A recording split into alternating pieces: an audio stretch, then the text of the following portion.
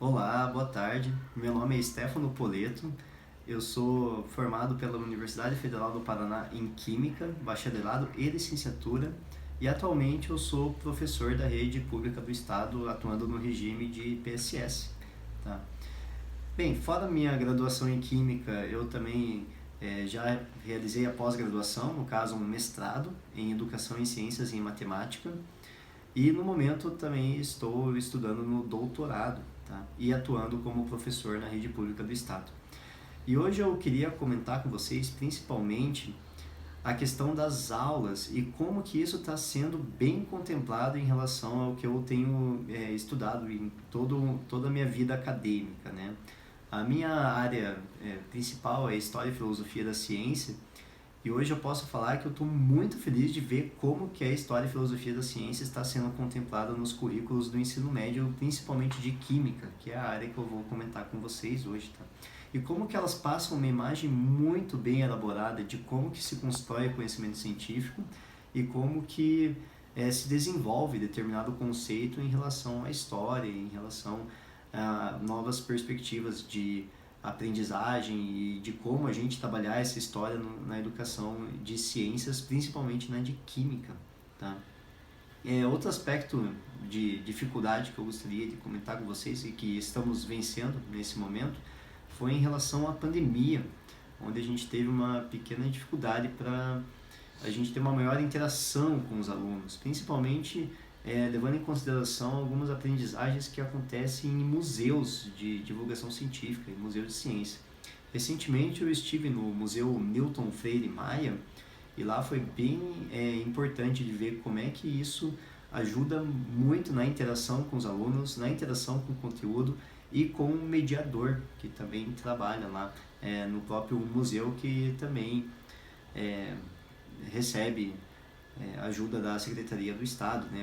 É um museu da Secretaria do Estado e eu fiquei muito feliz e muito contente de ver como é que está sendo trabalhado as questões de divulgação científica, de ciência e os conceitos científicos também naquele museu.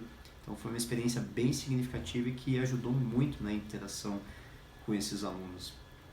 Em relação às minhas aulas, eu hoje atualmente eu estou dando aula para o primeiro, segundo e terceiro ano do ensino médio, né?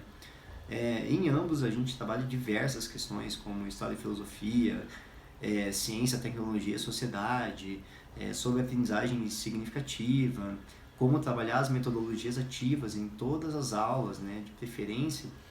E eu sinto que os principais conceitos, assim, eu consigo resultado muito mais satisfatórios quando a gente vai utilizando as metodologias ativas. Então é por isso que eu procuro conversar com vocês sobre como trabalhar essas metodologias ativas e dar um exemplo de um plano de aula, de trabalhar com a metodologia baseada em projetos para o terceiro ano do ensino médio. Tá?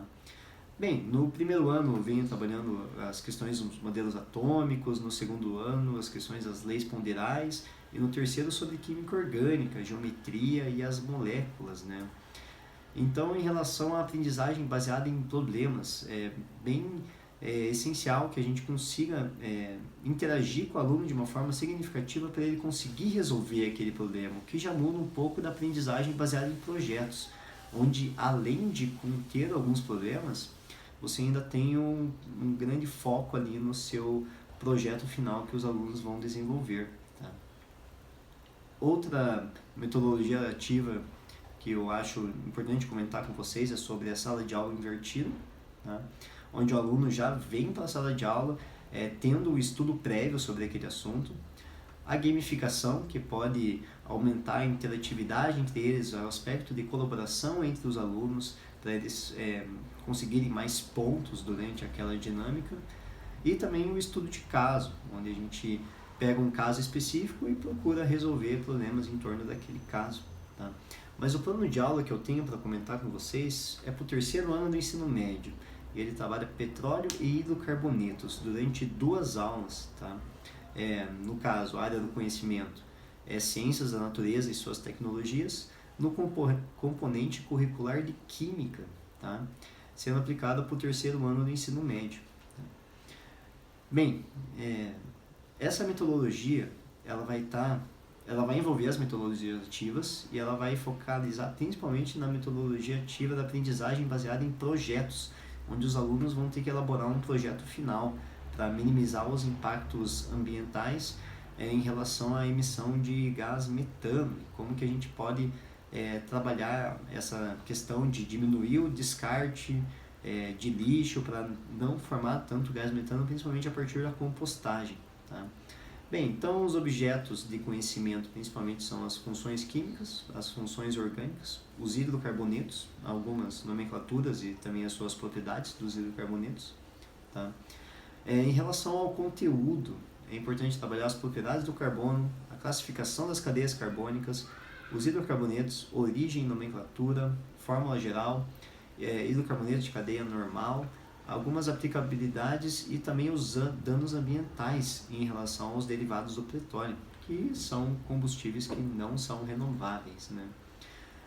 Os objetivos em relação a essa aula, basicamente, é conhecer e diferenciar os hidrocarbonetos, sua origem, seus impactos ambientais, aprender e compreender sobre a nomenclatura e o PAC para os hidrocarbonetos e, no final, o projeto que será desenvolvido visa propor ações individuais e coletivas que minimizem impactos socioambientais. Tá? Bem, então a primeira parte da aula começa com alguns questionamentos, né, de como que o petróleo seria formado, o que é um hidrocarboneto, se existe alguma regra perfeita para nomear esses hidrocarbonetos, por que gasolina, GNV e GLP são nomes ou não são nomes científicos, se eles acham que esses nomes seriam científicos ou talvez como seriam os nomes científicos desses combustíveis, né?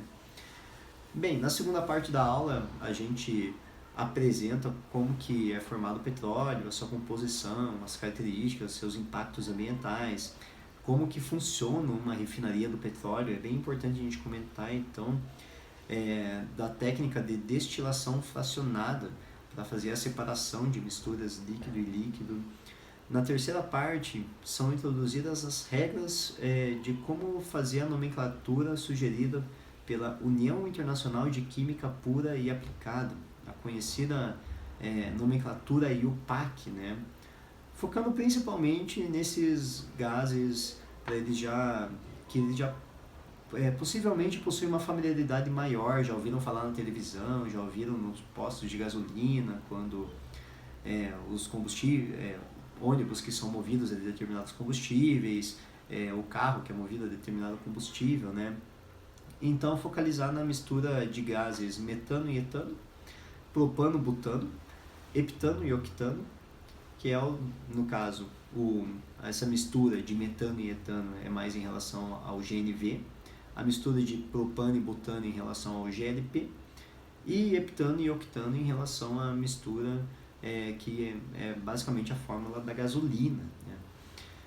Bem, na terceira parte da aula, os estudantes eles podem acessar com o QR Code ou num link, ou também eles podem acompanhar com os slides, dependendo da escola, já tem a internet instalada. A maioria das escolas está com a internet bem instalada, assim, então os recursos em relação à internet, data show e compartilhar os slides geralmente já estão muito bem instalados, assim, na maioria das escolas do estado, né? Então eles podem acompanhar também no slide, se ele não tiver um celular, acompanhar a leitura, né, para conhecer um pouco mais sobre o gás metano, tá?